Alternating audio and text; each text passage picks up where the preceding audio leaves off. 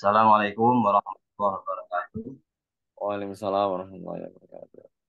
Ya, Bapak dosen, Bapak Bibi Hadi Imawan, LCMOM, saya hormati teman-teman yang saya banggakan.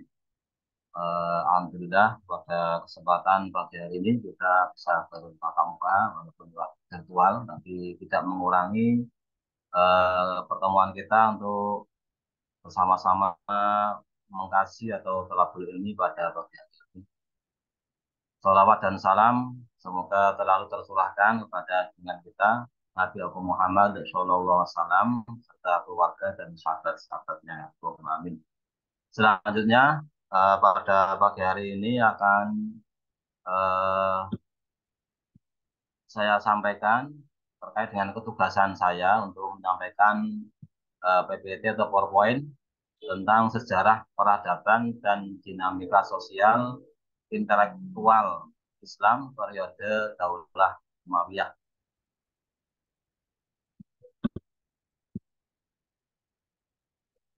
Selanjutnya, ini yang pertama kami sampaikan bahwa adanya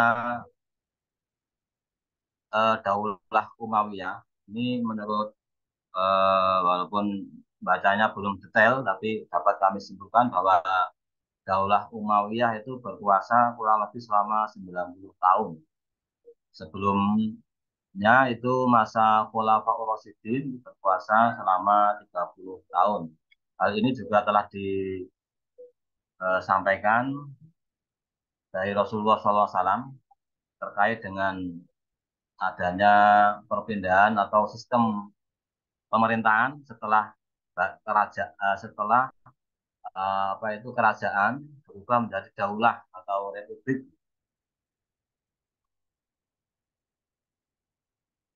ditandai dengan munculnya pemerintahan Daulah Umayyah yang dilatar belakangi adanya perang Siffin.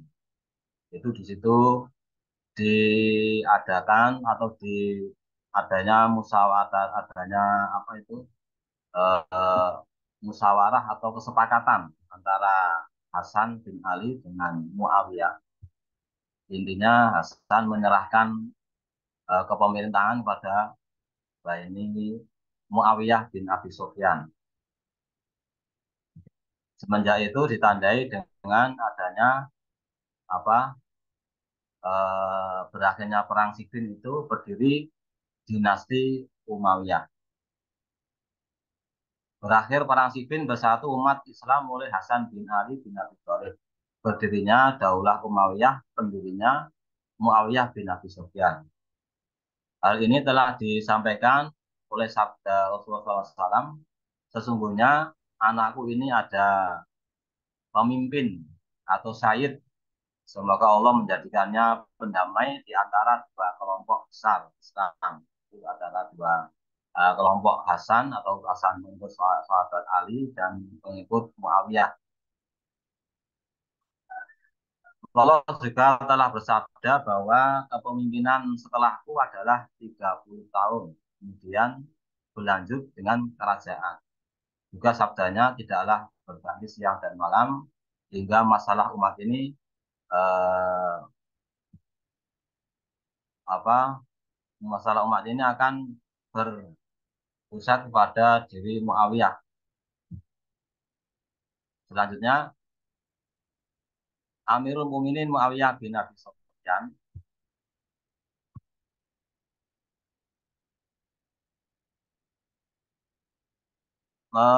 mengadakan perpindahan ibu kota dari Damas dari sebelumnya itu eh, dipindah menjadi ke Damaskus ya. Damaskus karena letaknya yang strategis dan beliau Muawiyah pernah menjabat sebagai pemimpin setingkat gubernur di wilayah tersebut. Dia telah banyak dikenal oleh masyarakat. Amirul Mukminin Muawiyah bin Abi Sufyan juga berhasil meredam adanya fitnah Syiah. Ini beliau Amirul Mukminin Muawiyah ini sebagai eh, Amir Mukminin pertama. Adanya dua daulah Umayyah pemerintahan pertama. Dilanjutkan memperluas wilayah Islam sampai sampai bagian utara Afrika dan Maroko. Ini kok nggak kelihatan ya Pak?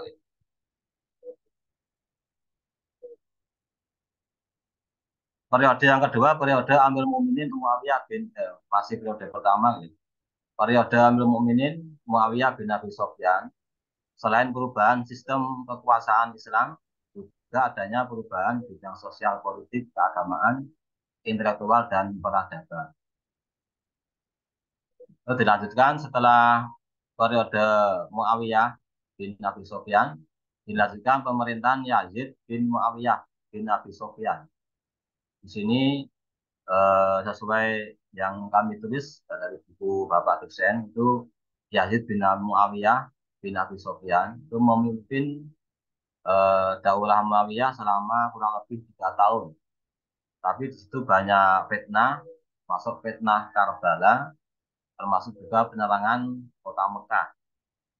Di situ ada peristiwa fitnah apa itu adanya uh, fitnah Karbala. Di latar belakangi tidak setujunya Husain bin Ali atas sistem pemerintahan yang dianggap menyalahi kesepakatan Muawiyah dengan Hasan bin Ali. Ini Hasan bin Ali itu saudara Husain. Terus Hasan bin Ali sebelumnya mengadakan kesepakatan dengan Muawiyah tentang tamu kepemimpinan. Setelah Muawiyah selesai menjabat, sebelum beliau meninggal itu menunjuk Yazid bin Muawiyah atau putranya.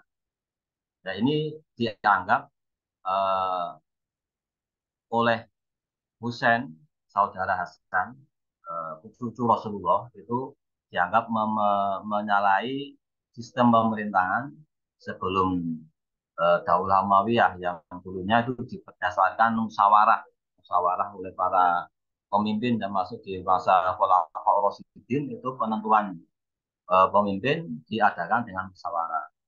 Tapi setelah Muawiyah mau mangkat atau meninggal itu justru menunjuk anaknya yaitu Yazid bin Muawiyah sehingga dari peristiwa ini akan menimbulkan apa itu perpecahan di kalangan umat Islam. Satunya itu mendukung Muawiyah, yang satu menganggap Husain yang paling berhak untuk memimpin sehingga di satu sisi Husain juga dibaiat oleh masyarakat atau rakyatnya untuk menjadi seorang pemimpin atau khalifah sehingga dianggap menyaingi Yazid bin Muawiyah sehingga terjadi peperangan di Karbala ketika itu eh, di sini dikatakan 10 Suro 61 Hijriah di Karbala Husain bin Ali pertemuan Husain bin Ali dengan 32 eh, 32 penunggang kuda dan 40 pejalan kaki dengan penghadang Ubaidillah bin Ziyad utusan Yazid bin Muawiyah dan 4.000 pasukan. Husain dan 72 pasukan Husain gugur. Ini kami tidak bisa membayangkan bagaimana pertempuran kala itu ya. Kala itu ini 32 penunggang, 40 pejalan kaki melawan 4.000 pasukan dan 72 pasukan. Tidak imbang sehingga Husain bin Ali cucu Rasulullah di situ gugur dan beserta pasukannya. Bahwa di situ juga dikatakan Husain dipenggal kepalanya. Ini padahal dia cucu Rasulullah. Sehingga dari peristiwa itu Imam Suyuti memberikan penjelasan ketika Husain terbunuh dalam peristiwa itu alam raya berduka. Bumi seakan tidak bergerak selama 7 hari, terjadi gerhana matahari, langit memerah selama 6 bulan dan belum pernah terjadi peristiwa itu pada masa-masa sebelumnya. Dalam riwayat Ummu Salamah juga menyampaikan bahwa ia mendengar golongan jin menangis dan menjadi sedih akibat dari gugurnya atau meninggalnya Husain Sayyid Husain bin Ali. Itu pemerintahan Yazid bin Muawiyah yang banyak fitnah dan adanya menimbulkan perpecahan di kalangan umat Islam. Dilanjutkan oleh Muawiyah bin Yazid. Muawiyah bin Yazid memimpin selama sepertiga tahun. Ia memerintah dalam keadaan sakit. Ibnu Katsir berkata, ia orang solid. Setelah Yazid bin Muawiyah, terus dilanjutkan pemerintahan Muawiyah bin Yazid. Dikatakan ia dalam keadaan sakit dan memimpin Daulah Umayyah selama sepertiga tahun. Pada suatu ketika ia berkata, wahai rakyatku, aku adalah pemimpin kalian dan aku orang lemah dan aku tinggalkan kepemimpinan ini dan aku serahkan kepada kalian, pilihlah pemimpin terbaik menurut kalian. Setelah itu beliau masuk rumah dan tidak keluar hingga meninggal. Dilanjutkan Umar bin Abdul Aziz. Ini kami ambil kemarin ada yang terlewat, maaf ya Bapak dosen. Langsung Umar bin Abdul Aziz, cucu atau buyut atau cicit Umar bin Khattab sebagai khalifah atas wasiat Sulaiman bin Abdul Malik pada masa 99 Hijriah atau 717 Masehi. Ini pemimpin atau khalifah yang membawa keemasan di masa Daulah Umayyah. Setelah dibaiat sebagai Amirul Mukminin, Umar justru merasa sedih dan gelisah, memikirkan hak-hak rakyatnya yang harus dipenuhi dan ditunaikan haknya. Karena ia meminta istrinya untuk siap hidup menderita bersamanya atau menceraikan agar bisa hidup bahagia bersama keluarganya. Tetapi istrinya memilih setia untuk mendampinginya apapun yang terjadi. Ini jiwa kepemimpinan Umar bin Abdul Aziz ini uh, menjiwai dari jiwa kepemimpinan sahabat Umar. Karena ini di buku juga diterangkan ini mirip-mirip gaya kepemimpinan Umar bin Khattab. Kebetulan juga beliau adalah cicit atau buyut dari Umar bin Khattab. Umar bin Abdul Aziz ketika beliau belum menjabat, beliau juga secara hidupnya justru dia sering memakai baju yang bagus, uh, penampilannya yang bagus, tapi justru ketika beliau memimpin sebagai seorang khalifah, dia justru terus meninggalkan kesenangan-kesenangan, justru dia memimpikan rakyatnya sehingga sering menangis, sering susah karena memimpikan hak-haknya, khawatir nanti di akhirat ditanya tentang kepemimpinannya, tanggung jawab kepemimpinannya. Justru gaya kepemimpinan beliau di Daulah Umayyah ini justru akan membawa keemasan. Umar bin Abdul Aziz sang mujadid. Imam Ahmad bin Hambal, Umar adalah mujadid pertama.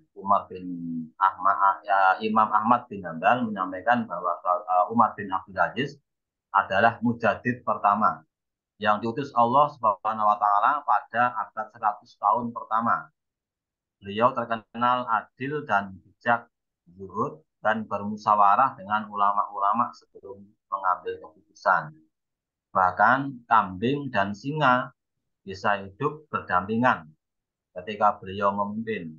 Tapi ketika singa menerkam kambing, ternyata itu pertanda wafatnya Umar bin Abdul Aziz. Luar biasa. Sampai segini keadilannya Umar bin Abdul Aziz. Sehingga alam pun hidupnya seimbang. Ada singa bisa hidup berdampingan dengan kambing. Ketika kambing diterkam oleh singa, ternyata itu pertanda Umar bin Abdul Aziz berakhir kepemimpinannya atau ini luar biasa sekali.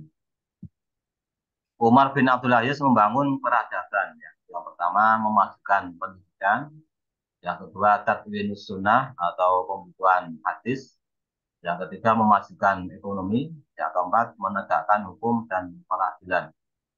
Akhir pemerintahan Umar bin Abdul Aziz atas keadilan dan kecermelangannya ada orang-orang yang tidak suka atau hasut atas yang dia raih. Umar bin Abdul Aziz meninggal karena diracun oleh budak atas suruhan orang dengan imbalan 1.000 dinar. Sebelum meninggal, ia berwasiat bahwa khalifah yang akan menggantikannya adalah Yazid bin Abdul Malik.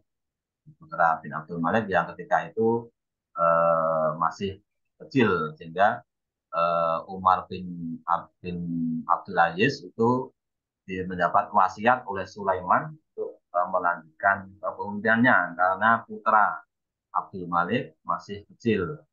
Ada semenjak Umar memimpin sebelum beliau meninggal mengembalikan kekuasaannya dikembalikan sesuai amanat wasiat dikembalikan kepada putra Abdul Malik yaitu Yazid. Inilah kehebatan pemimpin yang dulu yang ketika memegang amanah tidak terus menunjuk anaknya tapi mengembalikan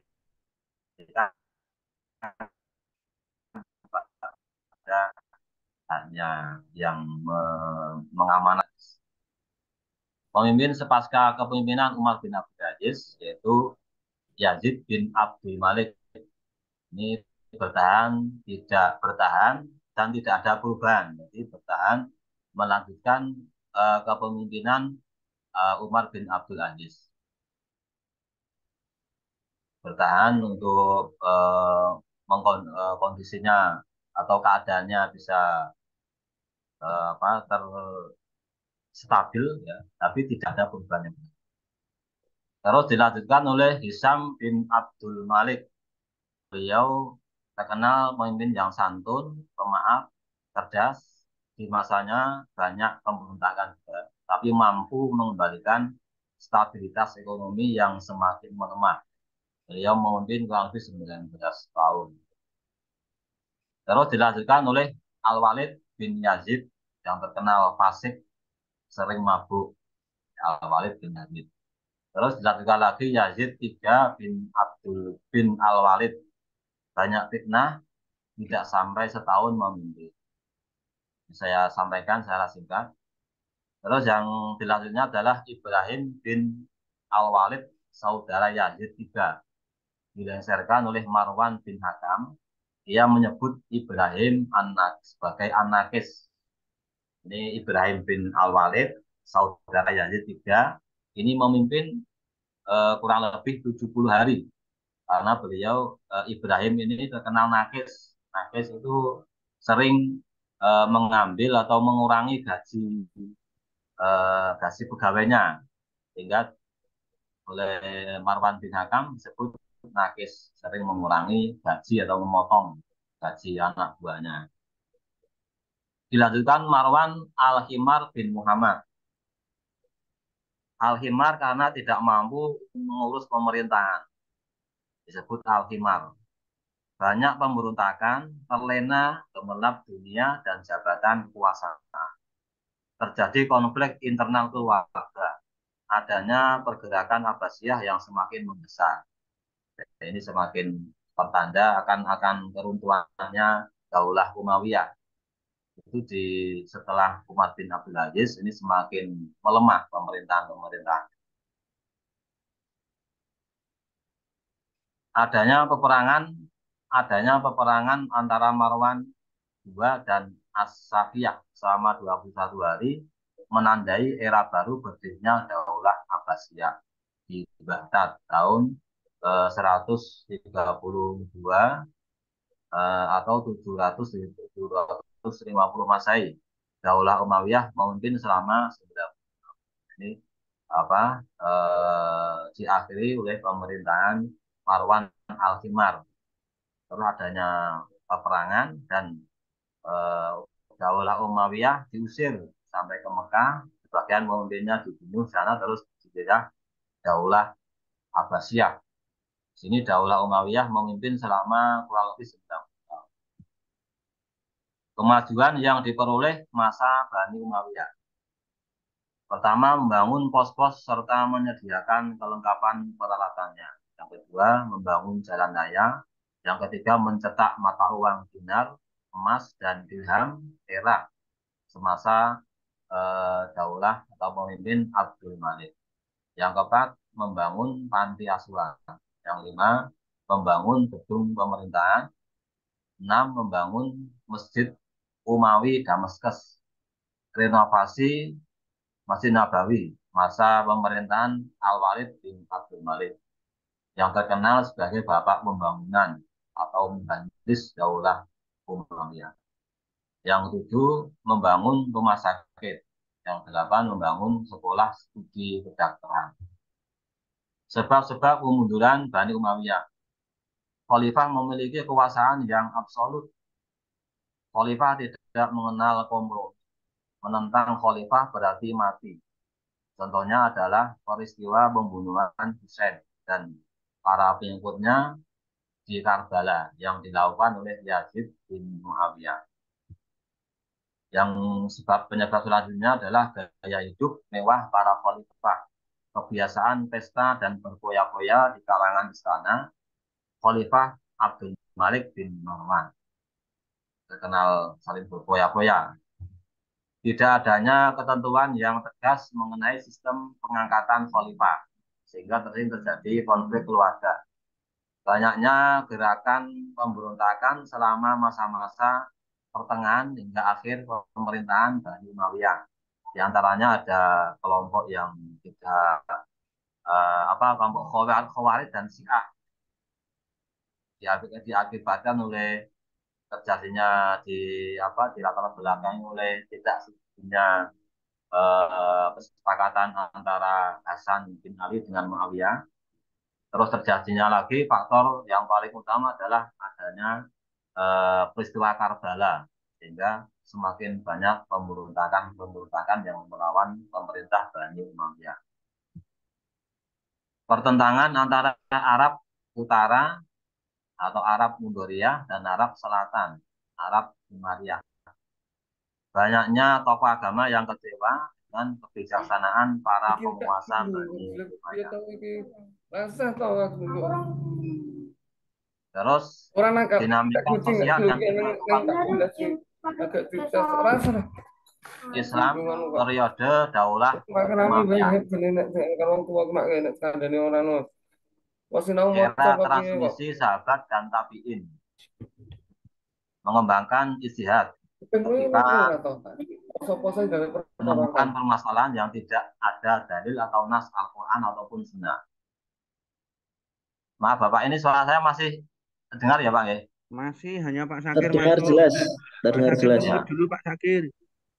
Dinamika sosial ini telah saya sampaikan kerajaan pemimpin-pemimpin yang telah berdiri banyak Masjid Abbasiyah. Ini saya sampaikan dinamika sosial dan intelektual umum Islam periode Daulah Umayyah, era transmisi sahabat dan tabi'in, yaitu mengembangkan ijtihad ketika menemukan permasalahan yang tidak ada dalil atau nas Al-Quran ataupun Sunnah. Di masa sahabat atau tabi'in ini sudah berkembang ijtihad, walaupun nanti di belakangnya di akhir itu ada madrasah ahlul ra'yi dan ahlul hadis. Relasi fuqaha dan umarok daulah Umayyah. Para fuqaha berbaiat menganggap sebagai pemimpin sah atau sebelumnya terjadi perang Siffin, walau kemudian disatukan dan dinamakan tahun persatuan atau tahun 6 jamaah. Alasan fuqaha mendukung Umayyah. Jadi pertama ini para alim ulama atau fuqaha umarok di masa Daulah Umayyah, mereka mayoritas mengakui atau berbeat terhadap pemimpin Bani Umayyah ya, sebelum adanya, karena mereka beralasan satu, pemimpin Bani Umayyah memiliki nasab Quraisy. Terus umat Islam telah membaiat mereka, kewajiban mengikuti pendapat mayoritas. dan mereka juga berpendapat mengikuti atau menyepakati adanya kesepakatan sebelum pasca perang, sebelumnya terjadi perang Siffin itu ada kesepakatan antara sahabat Ali, sahabat Hasan, Khalifah Hasan bin Ali dan Muawiyah. Berbeda dengan Husain bin Ali. Ia menganggap apa yang dilakukan Muawiyah mengangkat anaknya Yazid sebagai kesalahan yang menyalahi apa yang telah dilakukan oleh Khulafaur Rasyidin yang mengedepankan musyawarah dalam menentukan pemimpin. Sehingga ini Husain bin Ali dibiat oleh masyarakat. Beliau dijadikan sebagai khalifah sehingga Yazid bin Ali merasa tersaingi dan ya terjadi peristiwa Karbala. Adanya istihad Umar bin Abdul Aziz mengumpulkan hadis-hadis Rasulullah yang dikenal dengan Tadwin Hasin, Tadwin hadis. Imam Muhammad bin Syihab Az-Zuhri, ini ulama-ulama yang membawa perubahan atau mempengaruhi pemerintahan di masa Muawiyah. Imam Muhammad bin Syihab Az-Zuhri 51 sampai 124 Hijriah adalah ulama tadwin hadis masa pemerintahan Umar bin Abdul Aziz. Dilahirkan masa pemerintahan Muawiyah.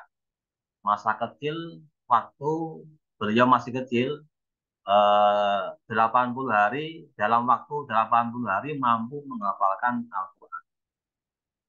Imam Nasai meyakini sanad terbaik adalah yang diriwayatkan oleh Imam Zuhri dari Ali bin Husain Zainal Abidin dan Husain bin Ali dari Ali bin Abi Thalib dari Rasulullah SAW. Di antaranya murid Imam Muhammad bin Syihab Az-Zuhri adalah Imam Malik. Imam Malik ini murid Imam Muhammad bin Syihab Az-Zuhri, ini ulama tabi'in, ya, Imam Malik. Imam Zuhri terkenal ulama tabi'in dan banyak ilmu fikih, tarikh, nasab, adab, dan bahasa. Imam Zuhri meninggal dalam usia 70 tahun. Selanjutnya, fuqaha Ahlul Bait Rasulullah SAW di masa Daulah Umayyah. Jadi ini di masa Daulah Umayyah ini banyak ulama-ulama atau ahli fuqaha yang dzurriyyah atau Ahlul Bait Rasulullah. Yang pertama adalah Ali Zainal Abidin, adalah Sayyidina Ali bin Husain bin Ali bin Abi Thalib ijib Rasulullah. Pernah rumahnya terbakar ketika ia di dalamnya sedang sholat. Ketika ditanya mengapa tidak lari pada rumahnya terbakar, beliau menjawab karena ia memikirkan api yang lainnya, yaitu api neraka. Jawabnya. Ini dari kezuhudannya sahabat khalifah atau ulama Ali Zainal Abidin, putra Ali bin Husain, ya, putra Husain bin Ali. Ketika beliau sholat di dalam rumahnya terbakar, beliau tidak lari. Ketika ditanya mengapa tidak lari, karena saya memikirkan api selain api yang membakar saya, tapi saya memikirkan api neraka, sehingga dia menghiraukan api yang sedang membakar rumahnya. Berat sekali, luar biasa. Ali Zainal Abidin, ya, itu ya itu Rasulullah, ya. Yang kedua, Abu Ja'far Muhammad Al-Baqir, putra Sayyidina Ali Zainal Abidin, merupakan ulama tabi'in yang terkenal luas ilmunya, solih dan ibadahnya, dan nasabnya juga. Ini karena sudah masuk itu Rasulullah juga. Abu Ja'far putra Sayyidina Ali Zainal Abidin, masih dia. Yang ketiga, Zaid bin Ali Zainal Abidin, adik Muhammad Al-Baqir, dinisbatkan kepada kelompok Syiah, ini Syiah Zaidiyah, mengulang peristiwa Husain bin Ali. Zaid meninggal 122 Safar Hijriah. Masa itu juga muncul Syiah Rafidhah yang mencaci Abu Bakar dan Umar. Ini Zaid ini juga Zuriyah dari Husain. Juga terjadi eh, Zaid ini juga meninggal di peristiwa yang mirip-mirip dengan Husain bin Ali. Katanya apa itu peperangan ya. Zaid bin Ali ini meninggal juga mirip peristiwa Husain bin Ali juga. Madrasah Ahlu Hadis dan Madrasah Ahlu Ra'yi.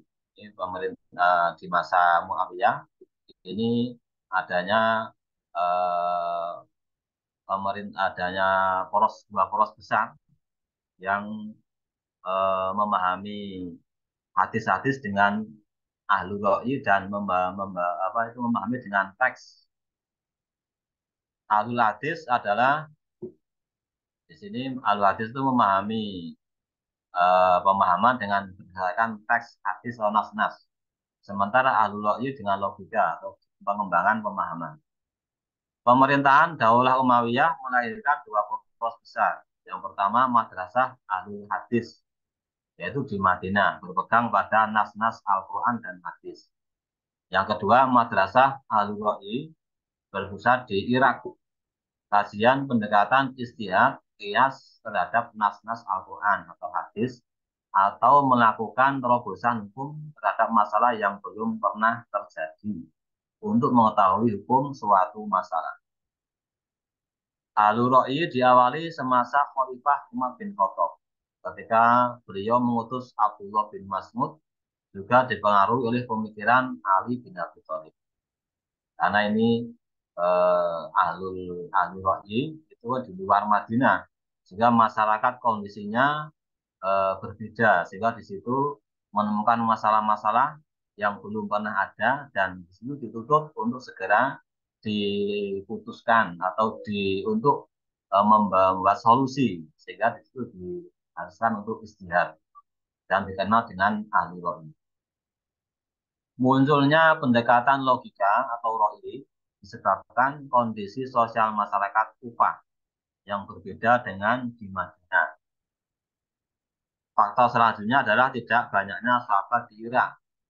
Lalu yang ketiga, adanya hadis palsu. Berbeda dengan di Madinah. Nanti di Madinah itu banyak sahabat di sana dan banyak hadis-hadis yang diriwayatkan di sana. Jadi banyak rujukan-rujukan. Tapi di luar Madinah kala itu hadis yang beredar masih sedikit dan mereka menemukan masalah-masalah di luar Madinah, masalah apa itu pola hidup sosial masyarakatnya berbeda dengan di Madinah, sehingga membutuhkan kias atau membutuhkan logika untuk menentukan suatu hukum, suatu masalah. Istihad, tapi istihad itu tidak berdasar nafsu, tapi penentuan hukum terhadap suatu masalah yang dituntut untuk segera dibutuhkan kepastiannya dengan melihat kemaslahatan yang sesuai dengan syariat. Ulama yang terkenal ahlu ra'i adalah Abu Ishaq As-Subai, Al-Qamah bin Qais, Ibrahim bin Yazid, An-Nakhai, Muhammad bin Sirin, Abdullah bin Umar, Abdullah bin Zubair, Imran bin Husain, Anas bin Malik, Hasan Al-Basri. Ini saya ambil yang sedikit. Masa ulama fikih. Yang pertama Sufyan bin Said bin Masruq Ats-Tsauri. Lahir masa Khalifah Sulaiman bin Abdul Malik. Ulama berikutnya adalah Ibnu Abbas, Sa'di, Sufyan Ats-Tsauri, Yahya bin Adam, dan lain-lain. Dan dilakukan Imam Abu Hanifah An-Nu'man atau dengan Imam Abu Hanifah. Fuqaha Basrah Said Hasan bin Hasan Al-Basri. Imam Syairozi dalam Tobaqot Al-Fuqaha. Jika Ibnu Hasan Al-Basri dulu pernah jadi pembantu Ummu Salamah, istri Rasulullah. Suatu saat pernah disusui oleh Ummu Salamah ketika bayi Hasan menangis. Sehingga beliau mengatakan mendapatkan berkat hikmah ilmu karena pernah disusui oleh Ummu Salamah. Itulah barokah dari istri Rasulullah Hasan Al-Basri ketika bayi itu pernah disusui Ummu Salamah, sehingga Hasan Al-Basri itu mendapatkan hikmah ilmu, dapat sebagian ulama seperti itu. Ulama sekitar Baghdad, Muhammad bin Hambal, Abu Saur, Ibrahim bin Khalid, Qasim bin Salam, murid Imam Syafi'i. Ini termasuk ulama di Baghdad, yaitu Abi Ahmad bin Muhammad bin Hambal. Terus dilanjutkan oleh eh, murid Imam Syafi'i, yaitu Abu Saur, Ibrahim bin Khalid, Qasim bin Salam. Mereka berperan besar tetap terhadap eh, lahirnya ulama Khurasan. Umma ini maaf, salah ketik ini ulama. Mereka berperan besar terhadap lahirnya ulama Khurasan seperti Atok bin Abi Muslim. Jadi ini lahir-lahirnya dari ulama besar Baghdad, ini lahir-lahirnya ulama-ulama di Khurasan. Perkembangan ulama ahlu hadis. Banyaknya sahabat yang tinggal di Madinah sehingga banyak hadis yang diriwayatkan.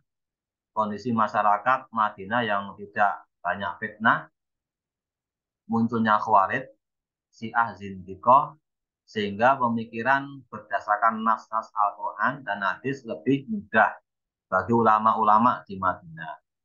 Ulama ahlu hadis masa itu adalah Imam Zuhri, guru dari Imam Malik bin Anas, maaf. Sufyan bin Uyainah, Sufyan Ats-Tsauri dan murid Fuqaha As-Sab'ah.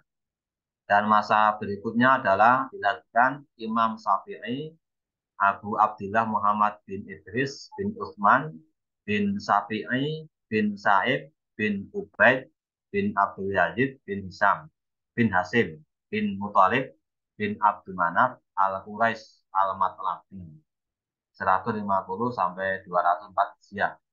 Inilah ulama yang berhasil menggabungkan antara pemikiran madrasah Al-Ra'i dan madrasah Ahlul Hadis. Sedikit lagi munculnya kelompok Khawarij, Syiah, Mu'tazilah, dan Qadariyah. Khawarij yaitu semangat menegakkan hukum Allah tapi tidak dibarengi dengan ilmu. Sudah ada sejak Rasulullah dengan memimpin bernama Dzul Khuwaisiyah dan berkembang di masa sahabat Ali bin Abi Thalib setelah adanya tahkim dengan Muawiyah bin Abi Sufyan. Dzul Khawarij tidak setuju adanya tahkim. Kelompok ini terus mengadakan pemberontakan masa Daulah Umayyah. Pada setiap wilayah terdapat pemimpin-pemimpin dan ada golongan pengikut-pengikutnya masing-masing. Setiap wilayah ada pemimpinnya, ada namanya sendiri. Contohnya di sini di wilayah Irak dipimpin oleh Nafi bin Azraq, sehingga pengikutnya bernama Khawarij Az-Zariqah. Nah, ini golongannya Khawarij itu banyak sekali pecahannya. Adapun Syiah menurut Abu Jahroh sudah ada sejak akhir masa pemerintahan Utsman bin Affan dan berkembang pada masa Ali bin Abi Thalib. Kelompok ini berkeyakinan yang lebih berhak memegang pimpinan pasca Rasulullah adalah Ali bin Abi Thalib daripada sahabat lainnya. Dengan alasan imamah bukan hak umat, tetapi adalah rukun agama yang ditunjuk oleh Nabi Muhammad SAW. Kelompok ini selalu mencoba adu domba antara Hasan bin Ali dengan Muawiyah bin Abi Sufyan. Ini kelompok Syiah. Yang pada masa ini juga berkembang kelompok Mu'tazilah yang suka menggunakan akal atau logika dalam masalah akidah daripada nas-nas Al-Quran. Paham ini dipelopori oleh Wasil bin Atok, murid Imam Hasan Al-Basri. Selain Mu'tazilah juga berkembang aliran Qadariyah yang mengingkari takdir yang ditetapkan oleh Allah. Dalam paham ini dikembangkan oleh Ma'bad Al-Juhani Al-Ghailan Al-Maktul di masa Umar bin Abdul Aziz hingga dihukum mati tahun 105 Hijriah. Ini Uhilan al-Maktul dibunuh atau atau dihukum mati di masa pemerintahan Abdul Aziz. Sekian, terima kasih. Demikian Bapak yang bisa kami sampaikan. Tentu banyak kekurangannya karena ya apa kemampuan saya seperti itu dan semua saya membaca dari buku Bapak pengajar Pak dosen. Tentu banyak kekurangan dan eh, banyak yang ingin kurang jelas ya silakan untuk ditanyakan langsung kepada Pak dosen. Nanti kalau memang kami diberikan untuk menjawab, kalau bisa ya saya sampaikan, kalau tidak bisa saya serahkan sepenuhnya kepada Bapak pengajar Pak dosen. Demikian, kurang lebihnya mohon maaf. Wassalamualaikum warahmatullahi wabarakatuh. Waalaikumsalam warahmatullahi wabarakatuh.